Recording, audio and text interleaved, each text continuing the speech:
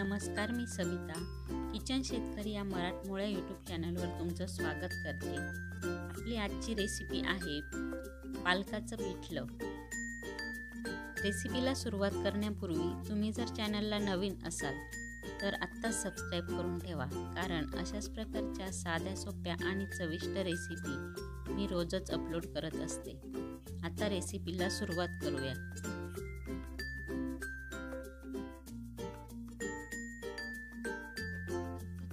येथे मी एका कढईमध्ये तेल टाकून घेतलेलं आहे। तेल तापलं की त्यामध्ये मोहरी, जिरे, लसूण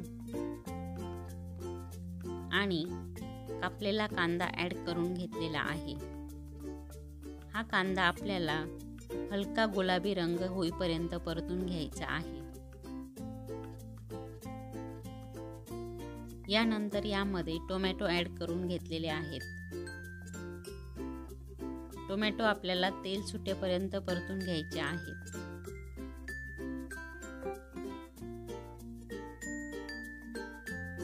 यामध्ये मी मीठ आणि हळद ॲड करून घेतलेली आहे।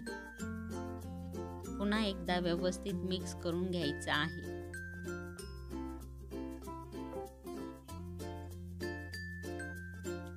इथे मी पालक स्वच्छ धुवून तो चिरून घेतलेला आहे।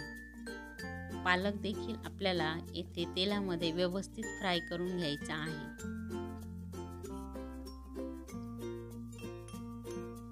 पालक पूर्णपणे शिजेपर्यंत तेलातच फ्राय करून घ्यायचा आहे। येथे पालकातील पाणी पूर्णपणे आटवून त्यानंतर तेल सुटेपर्यंत पालक परतून घ्यायचा आहे। यानंतर एका भांड्यामध्ये मी मीडियम साईजचा 1 चमचा भरून बेसन पीठ घेतलेला आहे आणि त्यामध्ये पाणी टाकून आपल्याला बेसन पिठाचं बॅटर तयार करून घ्यायचं आहे। इकडे आपला पालक देखील पूर्णपणे शिजलेला आहे, तेल सुटलेलं आहे। यानंतर यामध्ये आपण काश्मीरी लाल मिरची पावडर ॲड करून घेतलेली आहे। ही पावडर वापरल्याने पिठल्याला कलर खूप छान येतो। यानंतर यामध्ये बेसन पिठाचं बॅटर ॲड करून घ्यायचं आहे आणि चमच्याच्या साहाय्याने सतत आपल्याला ढवळत राहायचं आहे। घट्टपणा येईपर्यंत सतत ढवळत राहायचं आहे।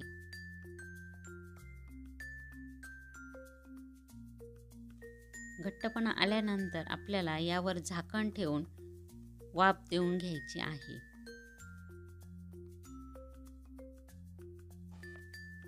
पिठल्याला 1 वाफ देऊन झालेली आहे। यानंतर मी यावर कोथिंबीर टाकून घेतलेली आहे। अशा प्रकारे आपलं पालकाचं पिठलं इथे तयार आहे। तुम्हाला ही रेसिपी कशी वाटली हे कमेंट करून नक्की कळवा। व्हिडिओ इथपर्यंत पाहिल्याबद्दल धन्यवाद। तसेच अशाच प्रकारच्या नवनवीन व्हिडिओजसाठी चॅनलला नक्की सबस्क्राईब करा। पुन्हा भेटूया एका नवीन रेसिपी